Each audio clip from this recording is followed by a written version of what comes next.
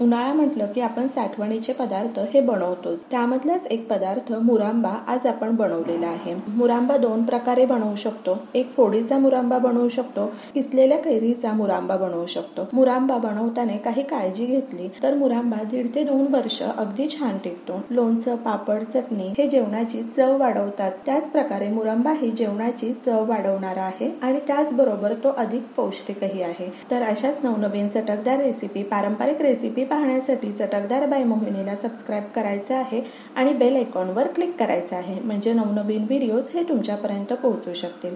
चला मग तर आपण मुरांबा बनवायला सुरुवात करू।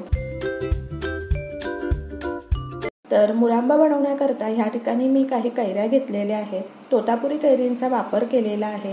तुम्हाला हवे असेल तर गोल कैऱ्या येतात त्या घेतल्या तरी चालेल। कैरी आपण स्वच्छ धुवून पुसून घेतलेली आहे। कैरी अगदी व्यवस्थित कोरडी करून घ्यायची आहे। जर पाण्याचा अंश राहिला मुरांबा हा खराब होणारच आहे। साठवणीचे कोणतेही पदार्थ करताना पाण्याचा अंश राहता कामा नये। कैऱ्या अगदी व्यवस्थित कोरड्या करून घेतलेल्या आहे। कैऱ्यांची साल काढून घेतलेली आहे।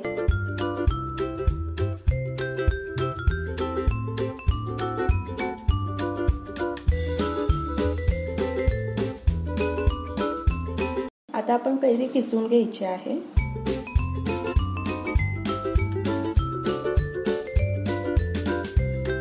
गुळांब्याची रेसिपी ही आपल्या चॅनलवर अवेलेबल आहे। त्याची लिंक मी डिस्क्रिप्शन बॉक्समध्ये शेअर केलेली आहे, ती तुम्ही चेक करू शकता। तर कैऱ्या किसून झालेल्या आहेत। साखरेचं माप चुकायला नको म्हणून आपण अशा प्रकारे वाटीच्या साह्याने मोजून घेऊ शकतो। एकच वाटी ठेवायची आहे की त्याच वाटीच्या साह्याने आपण कैरीही मोजून घेणार आहोत आणि साखरही।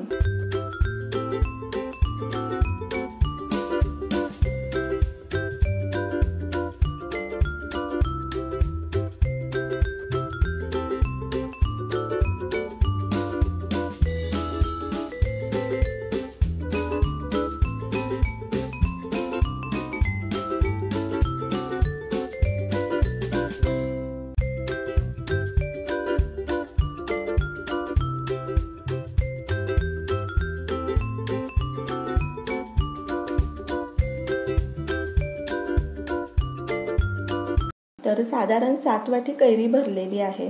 तर 7 वाटी कैरीसाठी आपण 6 वाटी साखरेचा वापर केलेला आहे। गुळांबा बनवायचा असेल तर जितकी कैरी घेतलेली आहे तितकाच तुम्ही गूळ घेऊ शकता। कैरी जास्त आंबट नाहीये त्यामुळे मी 6 वाटी साखरेचा वापर केलेला आहे, पण साखर तुमच्या आवडीनुसार तुम्ही कमी जास्त करू शकता। तर कढई गरम झालेली आहे, त्यामध्ये 2 चमचे साजूक तूप घातलेलं आहे।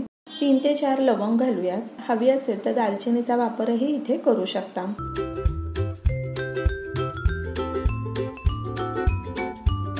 अर्धा मिनिटाकरता आपण लवंग छान फ्राय करून घेतलेली आहे। कैरी घालूयात। कैरी आपण तुपावर 3 ते 4 मिनिटाकरता मध्यम आचेवर छान परतवून घ्यायची आहे। कैरी तुपावर छान परतवून घेतल्यामुळे मुरांब्याला खूप छान चव येते।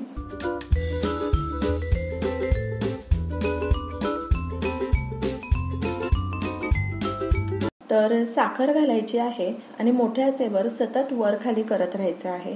साखर विरघळेपर्यंत आपण गॅसची फ्लेम ही मोठी ठेवणार आहोत, पण एकदा साखर विरघळली की मंद आचेवर आणि मध्यम आचेवर मुरांबा छान शिजवून घ्यायचा आहे। मोठ्या आचेवर जर आपण मुरांबा शिजवून घेतला तर तो लवकर तयार होईल, पण कैरी व्यवस्थित शिजली जाणार नाही आणि मुरांब्याला छान चवही येणार नाही। तर थोडा वेळ लागला तरी चालेल, पण एकदा साखर विरघळली की मध्यम आचेवर मंद आचेवर आपण मुरांबा छान परतवून घेणार आहोत।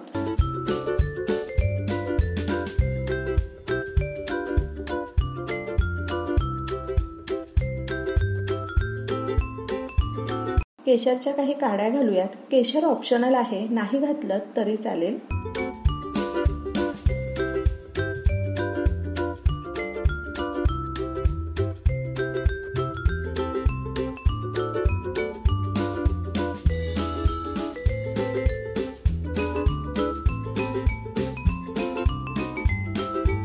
आता 1 चमचा वेलची पूड घालायची आहे।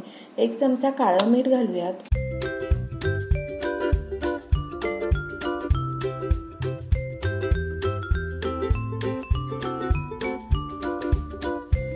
आणि 1 चमचा मिरची पावडर घालायची आहे आणि सर्व छान मिक्स करून घेऊ। मिरची पावडर ऑप्शनल आहे, वापरायची नसेल तर नाही वापरली तरी चालेल। आता मुरांबा आपण छान आटवून घेऊ, साधारण अजून 15-1 मिनिट लागू शकतात। मुरांबा आटवून घेताना सतत वर खाली करत राहणं महत्त्वाचं आहे, नाहीतर मुरांबा तळाशी लागू शकतो।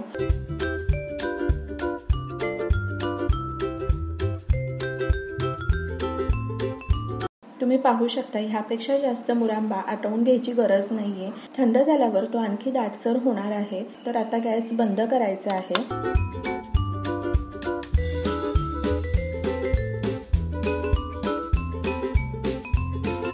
आणि मुरांबा आपण पूर्णपणे थंड करून घेतलेला आहे। तर काचेच्या बरणीमध्ये आपण मुरांबा भरून ठेवायचा आहे। बरणी घेताना ती स्वच्छ धुवून पुसून उन्हामध्ये कडकडीत वाळून घ्यायची आहे की जेणेकरून पाण्याचा अंश हा राहता कामा नये। जेवणाची चव वाढवणारा चटपटीत मुरांबा आपला तयार आहे। अशा प्रकारे मुरांबा करून पहा आणि मला सांगा कसा वाटला ते। तर अशाच नवनवीन चटकदार रेसिपी, पारंपरिक रेसिपी पाहण्यासाठी चटकदार बाय मोहिनीला सबस्क्राईब करायचं आहे आणि बेल आयकॉनवर क्लिक करायचं आहे, म्हणजे नवनवीन व्हिडिओज हे तुमच्यापर्यंत पोहोचू शकतील।